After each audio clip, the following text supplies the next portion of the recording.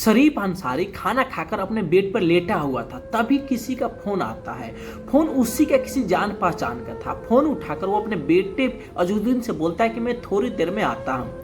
उसके बाद उसकी पत्नी जसीमा भी उसके पीछे चल देती है, अपने बेटे से बोलकर कि मैं भी थोड़ी देर में वापस आती हूँ। और जैसे ही वो जंगल में जाता है तभी कोई पीछे से उसके गर्दन पर तेज तरार हथियार से वार कर देता है। तुरंत ही उसका गर्दन उसके शरीर से अलग हो जाता है। उसके बाद उसका दोनों हाथ भी काट देता है।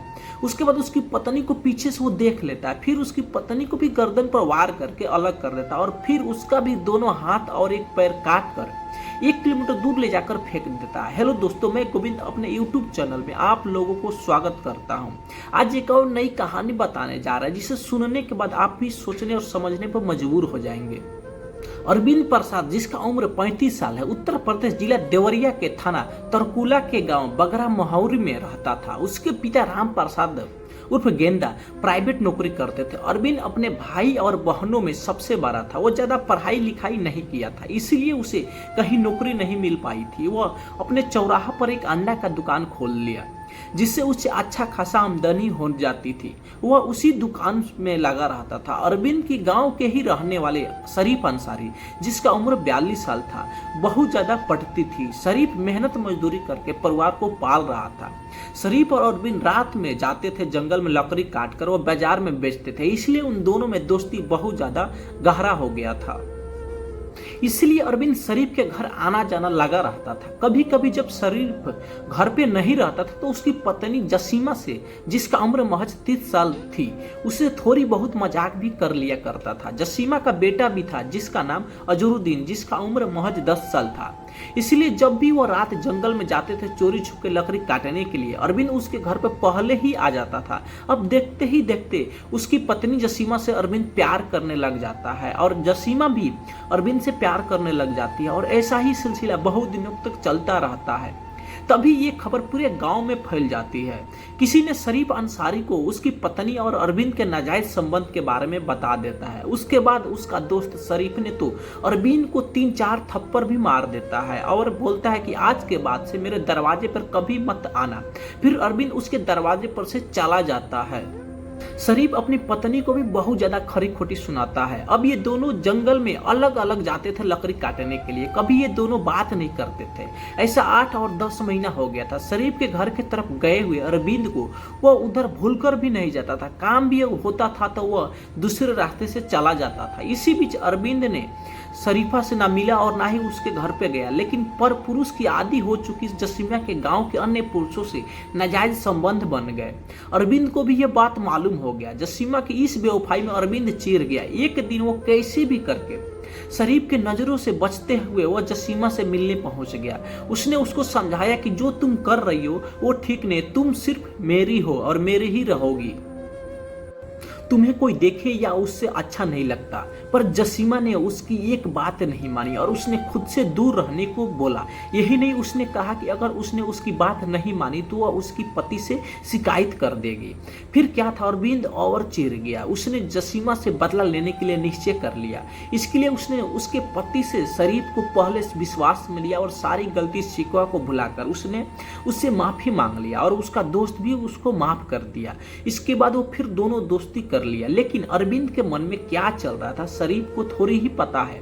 कुछ दिन साथ रहने के बाद अरविंद ने उसके गांव अन्य पुरुषों को उसके बीवी से नाजायज संबंध है ये बात शरीफ को बता दिया। पहले तो शरीफ को यकीन नहीं हुआ, लेकिन कुछ दिन बाद शरीफ को भी सब कुछ पता चल जाता है। फिर शरीफ ने अपनी पत्नी जसीमा को जमकर क्लास लगा दिया, लेकिन फिर भी अरविंद अपने मकसद में कभी कामयाब नहीं हुआ। जब अपना दिल की बात अरविंद जसीमा को बताया तो जसीमा भी उसको बहुत बुरा भला बोलकर अपने दरवाजे पर से उसको भगा दिया। अरविंद का अब दिल टूट चुका था। अब अरविंद ईर्ष्या की आग में जलने लगा। इसी ईर्ष्या ने उसके दिल में नफरत की बीज बो दिया। इसका नतीजा यह निकला कि शरीफ और जसीमा को सजा देने का पूरा प्लान तैयार कर लिया। इसका वजह यह था कि अभी तक वह शरीफ के द्वारा किया गया बेइज्जती तो भुला भी नहीं पाया था, तब तक कि उसकी प्रेमिका यानी जसीमा भी उसको इनकार करती है। उससे अपने दरवाजे से भी बुरा भला बोलकर भगा देती है। नफरत की आग में जल रहे अरविंद ने दोनों को रास्ते से हटाने का फैसला कर लिया। अरविंद ने दोनों को सबक सिखाने के लिए जो योजना प्लान तैयार किया। रात 12 बजे शरीफ को फोन करके शाहपुर पुरैना के जंगल में लकड़ी काटने के लिए बुलाया। शरीफ अपने बेटे अजरुद्दीन और पत्नी जसीमा से थोड़ी देर में लौटने को कहकर वो घर से निकल गया। उसकी पत्नी भी उसके पीछे पीछे निकल जाती है। अरविंद पूरी तैयारी के साथ आया था। उसके पास लकड़ी काटने वाला तेज धार वाला दाब था। थोड़ी देर में शरीफ उसके पास पहुंचा तो अरविंद ने उसे लकड़ी काटने के लिए पेड़ पर चढ़ने के लिए कहा। शरीफ जैसे ही पेड़ पर चढ़ने के लिए आगे बढ़ा, पीछे से अरविंद ने पूरी ताकत से उसकी गर्दन पर जब वार कर दिया। वार इतना ज्यादा जोरदार था कि उसी एक वार में शरीर का सिर धड़ से अलग हो गया।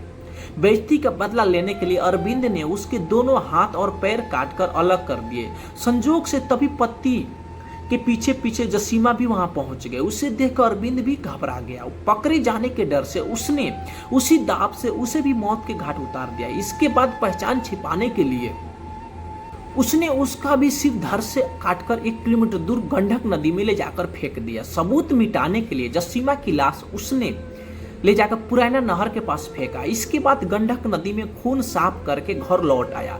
उसके बाद पूरी रात उसका बेटा अपने माँ और बाप का इंतजार करता रहा, लेकिन उनका रात से सुबह हो गया, लेकिन वो दोनों पति पत्नी अभी तक घर पर नहीं आए। घर के सारे लोग परेशान थे और रोना धोना शुरू कर दिए थे। उसके बाद उसका बेटा अजरुद्दीन अब्बू की तलाश में निकल गया। 8 बजे करीब गांव से 1 किलोमीटर दूर शाहपुर पुरैना नहर के पास शरीफ अंसारी की सिर कटी लाश मिली। इसके बाद बधरा गांव के दक्षिण गंडक नदी के पास जसीमा की सिर कटी लाश मिली। खबर पाकर अजरुद्दीन शाहपुर पुराना नहर पर पहुंचा तो वो काफी ज्यादा भीड़ जाम थी। हत्यारों ने बड़ी बेरहमी से शरीफ की हत्या की थी। सिर काटने के बाद उसके दोनों हाथ भी काटकर अलग कर दिए थे। शरीफ की लाश को करीब 1 किलोमीटर दूर जसीमा की लाश पड़ी थी। हत्यारों ने उसका भी सिर धड़ से अलग करने के साथ उसका हाथ पैर और बायां पैर भी स्त्री अंग पर धराधर हथियार से वार किए थे। थोड़ी ही देर में इस हत्याकांड की खबर जंगल की आग की तरफ फैल गई थी। जिस तरह से पति पत्नी के हत्यारे की गई थे उससे साफ लग रहा था कि हत्यारों को मारने वाले काफी ज्यादा नफरत करते थे। सूचना मिलने पर शरीफ के सास ससुर भी वहां आ गए थे। दिल दहला देने वाली घटना को थाना तरकुला के थाना प्रभारी राजा राम यादव को भी मिल गए थे। वो भी अपनी पूरी टीम के साथ घटना स्थल पर पहुंच जाते हैं। जब ये भी मृतक को देखते हैं तो विचार करते हैं कि मारने वाला बहुत ही शातिर और गर्दन कहीं और, पैर कहीं और शरीर भी कहीं और उसकी पत्नी का वही हाल हुआ है जो उसके पति का हाल किया गया है। थाना प्रभारी कैसे भी करके सब पार्ट को एकत्रित करके उसके अस्पताल में भेज दिया जाता है और पोस्टमार्टम करने के लिए। फिर वह शरीफ के बेटे से पूछताछ करते हैं कि अगर किसी के ऊपर शक हो तो आप मुझे नाम बताओ, लेकिन उसका बेटा माना कर देता है और बोलता है कि ऐसा कोई नहीं है जो मेरे पापा से दुश्मनी है। लेकिन उसने बोला कि रात में एक कॉल आया था, वही पापा बात करके पहले पापा गए और फिर माँ भी उनके पीछे पीछे चली गई थी। इसके बाद जब पुलिस ये बात सुनती है तो उसका फोन जब्त करके थाने लेकर चली जाती है। जब उसका फोन का कॉल डिटेल चेक किया जाता है तो पता चलता है कि जिस नंबर से रात में 12 बजे कॉल आया था उसी गांव का रहने वाला अरविंद प्रसाद का नाम का है, जो शरीफ अंसारी के गहरा दोस्त है। तो पुलिस तुरंत अपनी टीम के साथ जाती है और उसको गिरफ्तार करके थाना लेकर चली आती है। जब उससे पूछताछ शुरू किया जाता है तो वह पुलिस को अपने मीठे मीठे बातों में उलझा रहा था और इधर उधर की बातें बता रहा था, लेकिन पुलिस को उसकी आंखों में डर भी दिखाई दे रहा था। जब पुलिस सख्ती से पूछताछ करती है तो अरविंद भी डर जाता है और अपना गुनाह भी कबूल कर लेता है और पुलिस को पूरा का पूरा कहानी भी बता देता है और फिर पुलिस उसको कोर्ट में पेश करती है, जहां से फिर उसको जेल डाल दिया जाता है।